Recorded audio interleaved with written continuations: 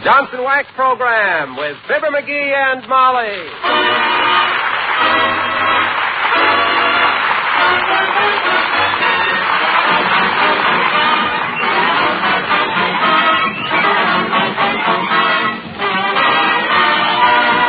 The makers of Johnson's Wax products for home and industry present Fibber, McGee, and Molly with Bill Thompson, Gail Gordon, Arthur Q. Bryan, Bea Benaderet, and me, Harlow Wilcox. The script is by Don Quinn and Phil Leslie. Music by the Kingsmen and Billy Mills Orchestra.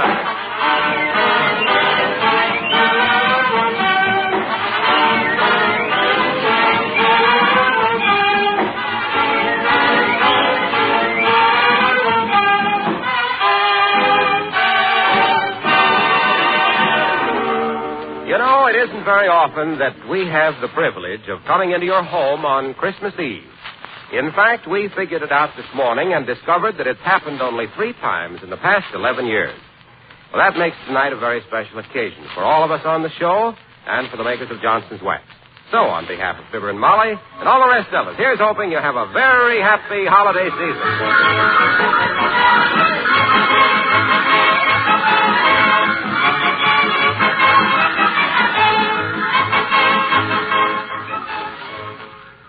We take you now to the Wistful Vista branch of Santa Claus Incorporated, where we find one of St. Nick's little helpers hard at work. He's got a room full of broken toys, a handful of broken tools, and a future full of broken fingers. Ow! That's right. This touching scene has been repeated at intervals all week. And all Mrs. McGee can say right now is... Oh, dear. As we join Fibber, McGee, and Molly.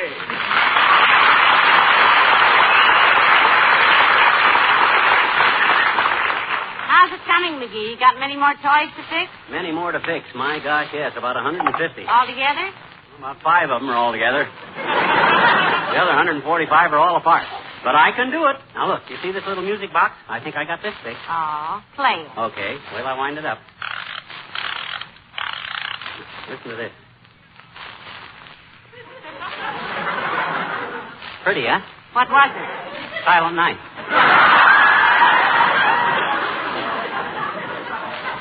Look, dearie, doesn't Mother's eager little beaver think his bright little teeth have bitten off more than they can chew this time? No, I got plenty of time. They don't have to be ready till the day before Christmas. I've got a TL for you, McGee. Huh? This is the day before Christmas. What? It is? Sure. Oh, my gosh, I got to get busy. Hand me that chisel and a handful of nails. Thanks. Now, let me see. What'll I work on next? How about this thirsty little coaster wagon with its tongue hanging out?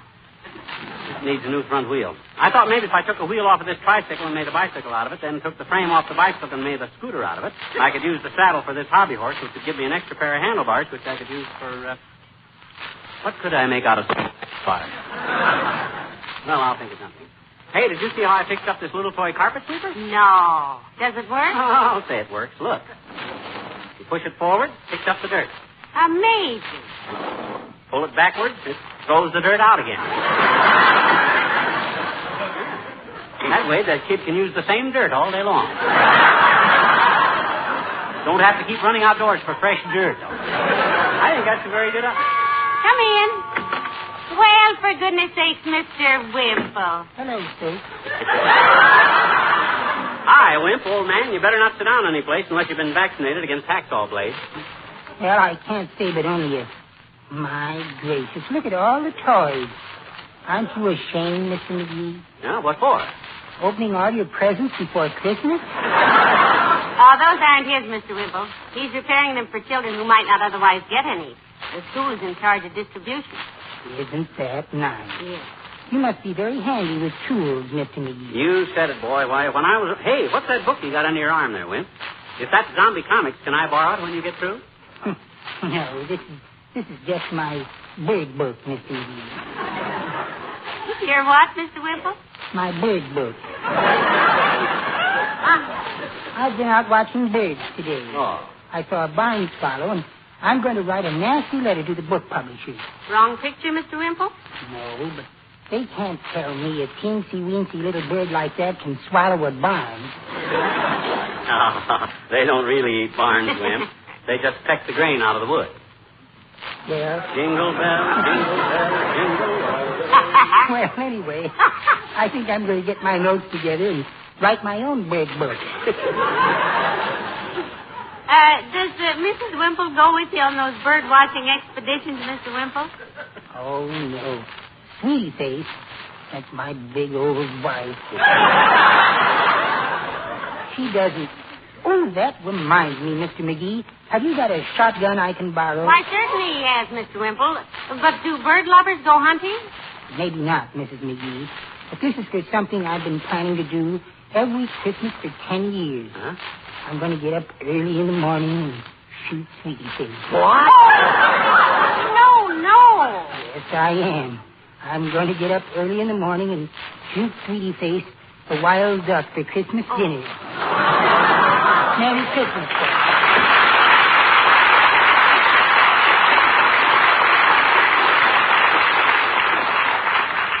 Oh, McGee, I don't like to nag, but hadn't you better get busy with those toys? You haven't much time left, you know. My gosh, I haven't at that. Now, let me see. I think I'll fix up this dollhouse. The roof sags like a restaurant pie. Hand me that hammer, and I'll have this thing fixed before... Excuse me, folks. I forgot my bird book. Oh, here it is.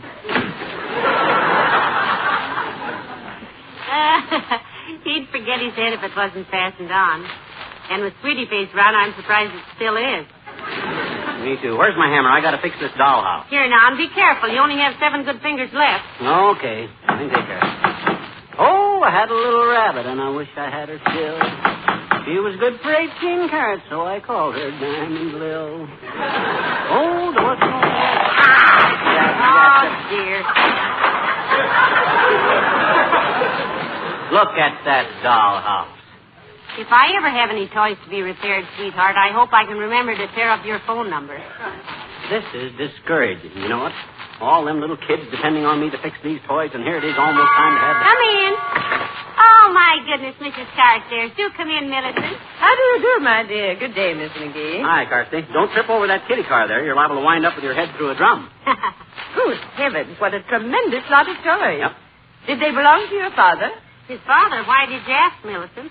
Well, I just thought that no child could cause that much destruction in one generation. These are not my toys, Millicent. And in the second place, I was not a destructive child. Why, I still got a little box camera I was given in 1913.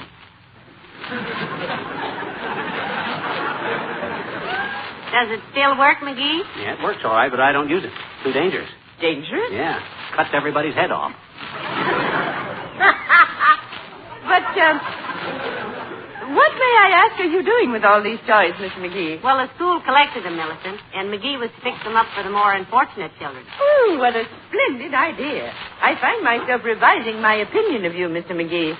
This is a side of your character I had not suspected.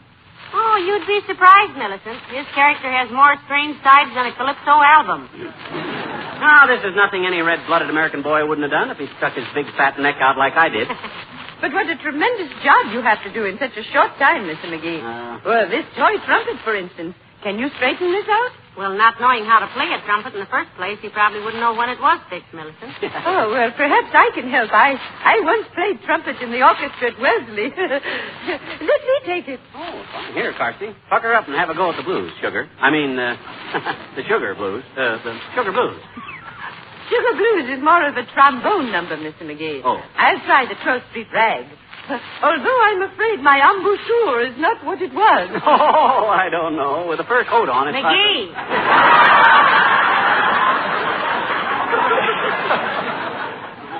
Go ahead, Carsty. Very well.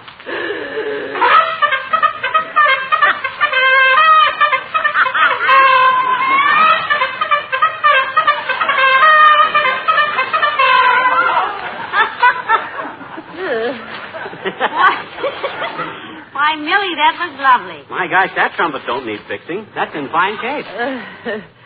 Thank you.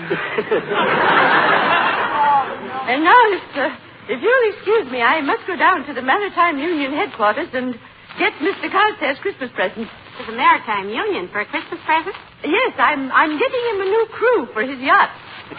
Well, Merry Christmas to both of you. Thank you, Millicent.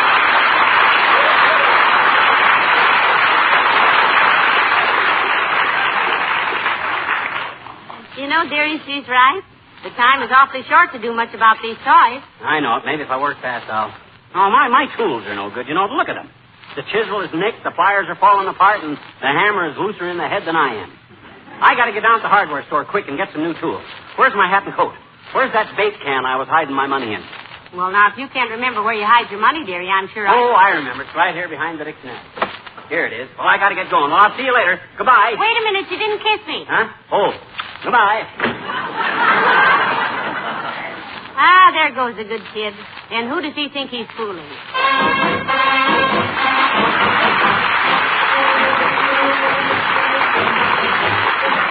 Billy Mills and the orchestra and the Parade of the Wooden Soldiers.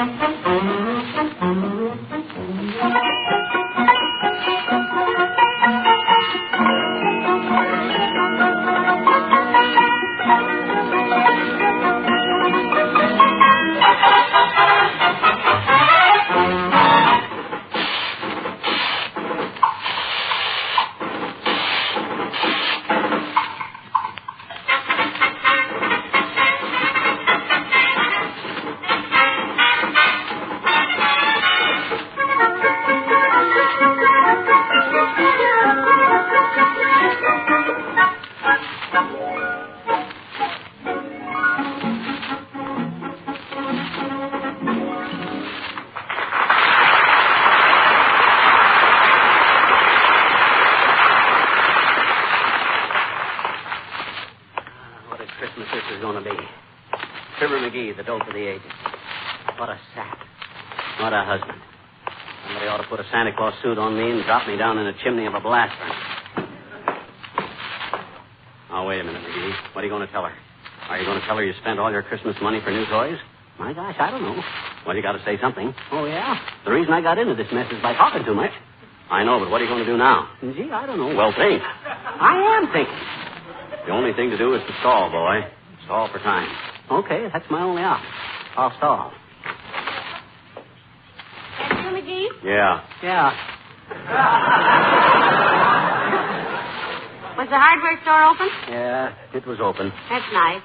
There's some hot coffee on the stove if you want some. Thanks, kiddo. Well, why don't you ask me? Let's get it over with. Here's a Christmas card from Aunt Sarah. Oh, yeah, I'll bet there's postage due on it. That old dame is so tight she couldn't put on her hat without lifting herself off the floor.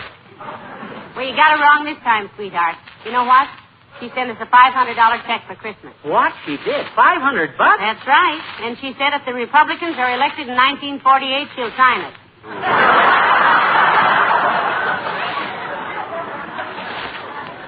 Well, come on, McGee. Why don't you tell her, you big egg? You yellow or something? Molly, I got something to tell you. All right, dearie. What is it? Well... Tell me later, McGee. Come in. Oh, for goodness sakes, it's the mayor, McGee. Hello, Your Honor. Good evening, Molly. Hello, McGee. Hi, Lefebvre, old man. Merry Christmas. And the same to both of you. McGee, I just dropped by to tell you how grateful the school commissioners are for this toy mending project you've undertaken. Oh, he loved doing it, Mr. Mayor. Just give himself here a handful of tools and he'll chisel all day long. Yeah, but on this toy deal, Lefebvre... Believe me, McGee, when Miss Yegley told me all about it and that you'd volunteered to repair all those toys, I was touched. You were touched? Just look how he fixed this coaster wagon, Mr. Mayor. He couldn't repair the wheels, so he put 4 holes in the bottom of it so 2 children with roller skates on could stick their feet through it. I thought it was very ingenious myself. Yeah, but that was... By the way, may I help deliver any of these things, McGee? How about this electric train? Is that finished? Oh, he did a wonderful job rewiring that little train, Mr. Mayor. McGee, show the mayor how when you throw the signal switch, the train jumps the track and rolls over 3 times. Oh, I'll have to admit I'm not much with electric stuff. I even get nervous handling a wire coat hanger. But it don't matter now, Latriv, because what I done now... Yes. But as I say, McGee, I'll be glad to deliver any of this stuff for you. How about this sled? No, Your Honor. I don't believe No, not that sled, Latriv. You don't try to pick up don't that... talk nonsense, McGee. No. If a child can handle this, I'm sure I won't have any trouble. Hey, oh, my back. I've broken my back. Well, we warned you, Mr. Mayor. What's that sled made of, lead? No. I was putting some new runners on it, Latriv, but the nails were too long, and I nailed it to the floor. I'm sorry. Oh, that's quite all right. I'll let you know how my X-rays come out. Merry Christmas. Look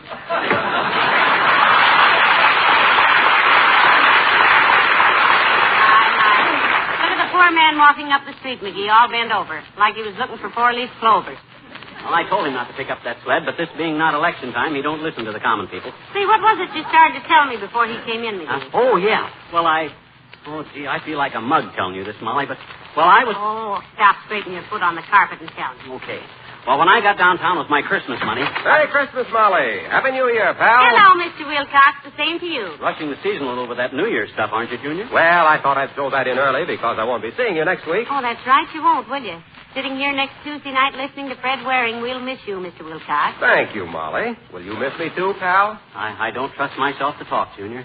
The very thought of you not dropping in here next Tuesday just kind of overwhelms me. Yeah, if he starts turning handsprings, Mr. Wilcox, you'll know it's strictly from grease. I know what you mean. I think that's a great idea, though, bringing Fred Waring and that wonderful music of his back for a week. Yeah, me and Molly and the people in Racine thought it would be kind of a nice New Year's greeting to everyone if we asked Fred to take over the Johnson Wax program for next week. Mr. Waring and his Pennsylvanians will sort of express musically our New Year wish for our friends, Mr. Wilcox. Well, I'm going to love it. Tuesday nights, I don't get much chance to listen anyhow to a good musical.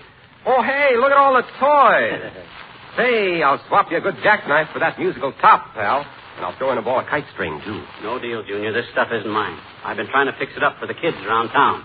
Without much success, I might add. You might indeed. Look at the dollhouse, Mr. Wilcox. He was fixing the roof on it and suddenly found his elbows in the basement. That's because I'm a clumsy oaf. If I'd only kept my... What are you doing, Mr. Wilcox? Just writing a little note. A note? Yes, to the little girl who gets this dollhouse. Mind if I shove it under the door here? Not at all. Mind if we read it first? Not at all. Go ahead. Let's see. It says, to the little girl who gets this lovely dollhouse. When you grow up and have a real house of your own, don't forget to keep it beautiful and clean with Johnson's Wax products. Signed, a friend. Ah. Isn't that sweet? A friend. My goodness. That's the first anonymous letter I ever saw that was constructive. Yep. Well, I'll see you weeks from Tuesday, folks. Happy Yuletide. Same to you, Mr. Wilcox.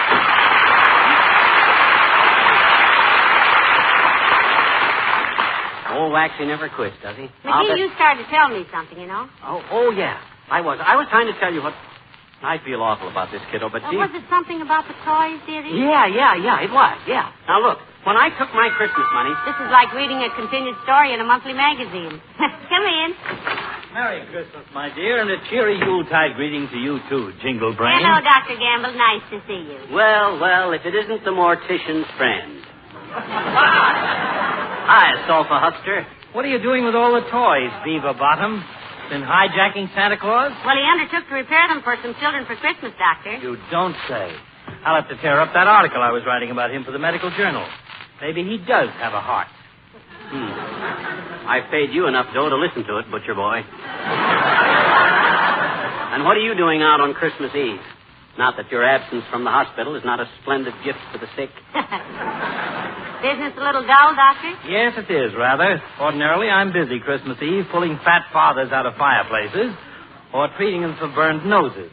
They never seem to learn that long white beards light up quicker than a cigarette. By the way, what are you two doing New Year's Eve? Going to spend a quiet evening right here in front of the fireplace, Tonsil Peaker. Cracking jokes and walnuts. Why? I have reservations at a nightclub if you'd care to join me. Well, thank you so much, Doctor, but we want to stay in that night and listen to Fred Waring. Fred Waring? Something special? Yeah, he's going to be on the air for Johnson's Wax next Tuesday night at the same time. That's all. It's going to be a novelty for radio, Doctor, a singing program with spoken commercials. That I shall have to hear. I'll tear up my reservations and join you if I may. Pray do, Doctor. And bring your medicine bag. I always eat too much caramel popcorn on New Year's Eve. I'll be there with full equipment, glut and button. Although I'll probably be called out a few times during the evening. Really, Doctor? Yes, New Year's Eve, you know. Oh, yeah. People forget that slow gin and fast cars can be a poisonous combination. Oh? As the head gets lighter on the neck, the foot gets heavier on the accelerator. Well, Merry Christmas.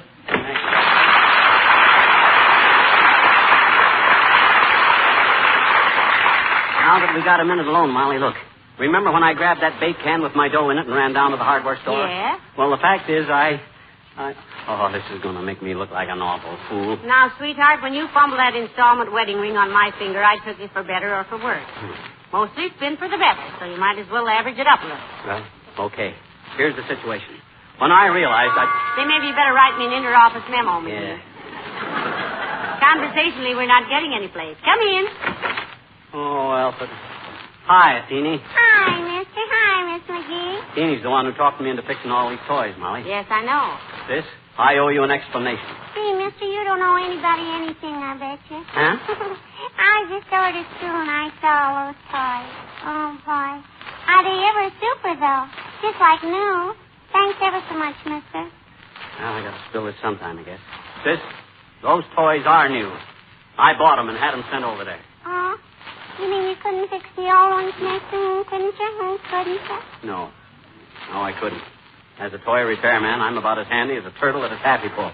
I flopped the assignment, sis. You did not, I bet you. You were wonderful. Miss Yegley was so happy she cried. She did? Hmm? I said she did? Did what? Cried. Who? Miss Yegley! I know it.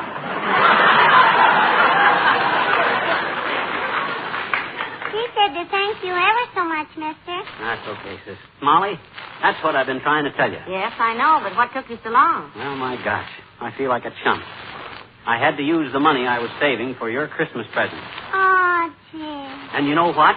When I opened that bake can, I found I had almost twice as much money saved as I thought. Yes, dearie, I knew what you were up against, so I took the money I was going to buy your present with and put it in with yours. What?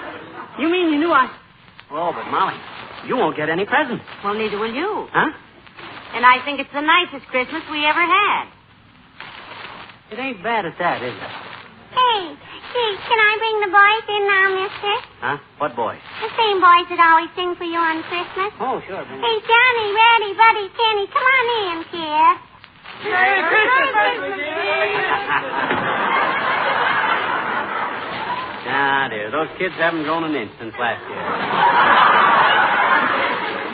Now, you sit down there, Miss McGee. And Miss McGee, you sit over there. Okay. No, not at the piano. We're going to use that. All right, boys. Are you ready? And a 1, and a 2, and a 3.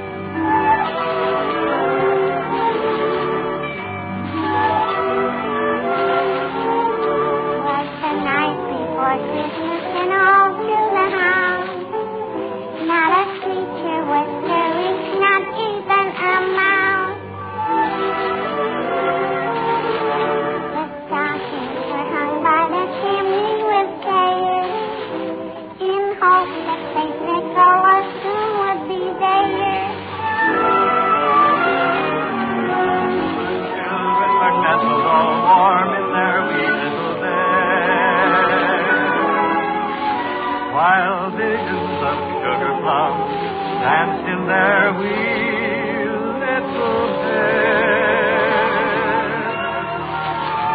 Mama in her kerchief and I in my cap have just settled down for a long winter's night.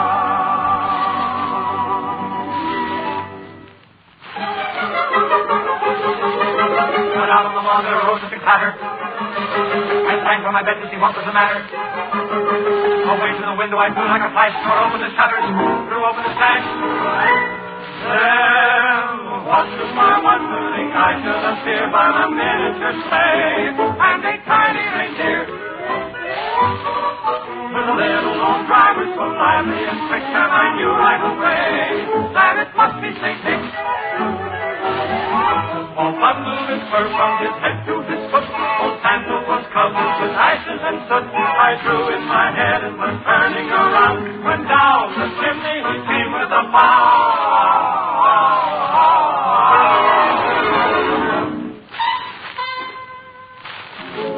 His eyes, how they twinkle. His dimples, how His cheeks were like roses. His nose like a cherry.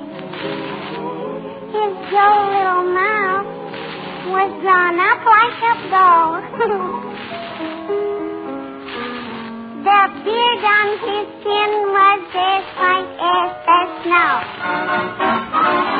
The stump of a little old pipe he held tight in his teeth, and the smoke went around and around and around his head like a wreath.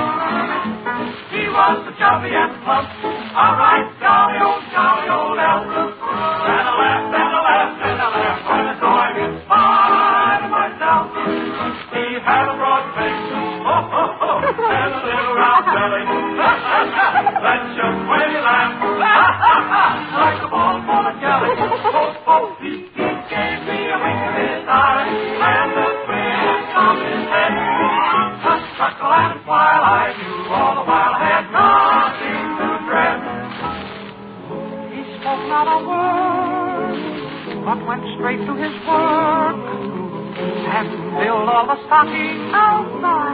Then turned with a jerk, and laying a finger aside of his nose, and giving a nod up the chimney he rose.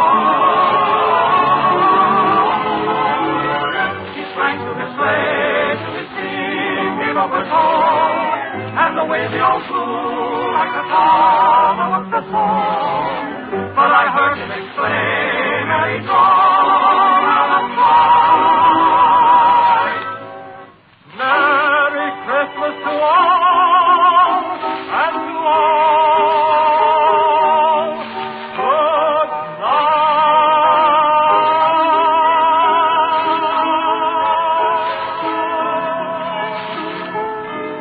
Oh, is he gone? Is the night after Christmas and all through the house. Not a creature is stirring, not even a mouse. The presents are scattered and broken, I fear. And St. Nicholas won't come again for a year. The children are nestled all warm in their wee little beds, while memories of sugar plums dance in their wee little heads. Mama in the kerchief and I in my hat are settled at last for a long winter's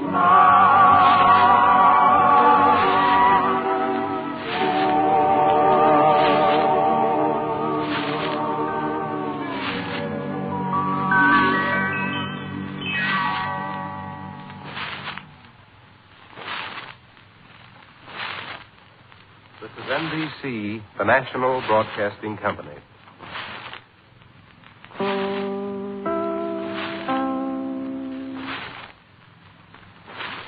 This is Chicago WMAQ at 9 p.m.